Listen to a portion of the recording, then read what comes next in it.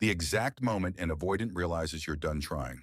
There is a moment, quiet, sudden, and shocking, when an avoidant finally realizes something they never expected. You are done trying. And this moment doesn't arrive with loud arguments, dramatic goodbyes, or emotional speeches. It arrives in silence. It arrives when you stop doing the one thing they thought you would never stop doing, chasing them. For weeks, months, maybe even years, you've carried the emotional weight of the relationship, checking in, reassuring them, calming the storms they created, and fighting for a connection they kept running from. But the switch flips the moment you stop reaching, stop fixing, stop waiting. That is the moment everything shifts, not for you, but for them. Avoidants build a life around escape routes. They keep emotional emergency exits everywhere. When things get too close, they pull away. When things get too calm, they get suspicious. When things get intimate, they feel overwhelmed. But here's the secret. They only feel this comfortable because they assume you'll always be there. They treat your consistency as permanent. They treat your patience as endless. They treat your effort as guaranteed. And when you finally decide to pull your energy back, they don't understand it at first. They think it's temporary. They think you're just tired. They think you're playing some emotional strategy. But when your silence continues, when your energy stops flowing toward them, when your attention disappears, that's when the avoidant nervous system panics. Because for the first time, the emotional gap they created isn't being filled by you. It's just empty. The first thing an avoidant feels when they realize you're truly done trying is confusion. Real confusion. They aren't wired to understand emotional loss in real time. They understand it in hindsight, when it's already too late. At first, they tell themselves you're just busy. Then they tell themselves you're just being dramatic. Then they say you're trying to punish them. But then, there comes that very specific moment. A moment where they open their phone expecting a message from you that isn't there. A moment when something reminds them of you, and they instinctively reach out, then stop, because the energy is different now. A moment when they look at your social media and feel a twist in their stomach, because you look lighter, calmer, and that's when the truth hits them. You're no longer orbiting around them.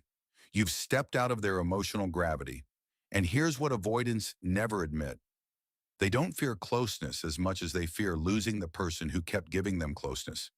They don't fear commitment as much as they fear the moment someone stops committing to them.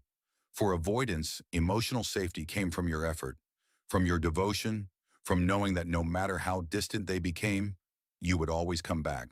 But now you don't. And that creates a feeling they are not used to handling: vulnerability.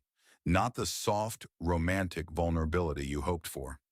No, the vulnerability that feels like the ground underneath them has shifted, because suddenly the dynamic they relied on is broken. After confusion fades, something else rises. Curiosity. The avoidant wants to know why you stopped. They replay old conversations. They reread your messages. They analyze the tone of your last call. They start questioning themselves. Did I push too far? Did I say the wrong thing? Did I make them feel unwanted? This is the phase where they start to realize slowly and quietly that you were not asking for too much. You were asking for the bare minimum: presence, affection, partnership. And because you no longer ask, they finally see the value of what you wanted. Avoidants only understand the importance of closeness when the cost of losing it becomes real. Then comes the phase they hate the most: discomfort, emotional discomfort. Avoidants are trained to numb, distract, rationalize, and run. But when someone they depended on emotionally pulls away, their usual strategies stop working. Their distractions feel empty. Their solitude feels heavier. Their routines feel off. Because avoidants don't lose people slowly, they lose them suddenly. They don't see the clues. They don't interpret the signs. They only understand the ending when they turn around and realize the person holding the relationship together has disappeared. And this is the moment avoidants often experience a rare internal breakup, a breakup with a version of you who used to try, and it hurts more than they expect. One of the most powerful moments in this cycle is when an avoidant realizes they no longer have access to your emotional world.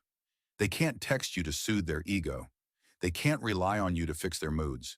They can't expect you to reach out when they withdraw. They can't treat you like emotional insurance. And this hits them hard because avoidants never expect to lose emotional access. They expect the other person to stay tied to them, even if the relationship itself collapses. When you cut that emotional cord, even if gently, even if quietly, they feel it like a sharp snap they can't undo. And then comes the shock of seeing you truly move on, the shock of you turning your attention inward, the shock of you healing, the shock of you glowing differently, not because you're pretending, but because you're no longer drained. Avoidants are not blind.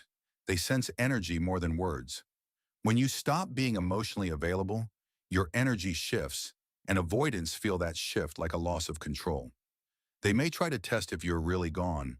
A random message, a vague hey, a passive comment, a breadcrumb meant to see if you still respond. But when your response is calm, neutral, non-attached, that's when they understand you're not running back this time. You're not playing the old role. You're no longer emotionally dependent on their inconsistency.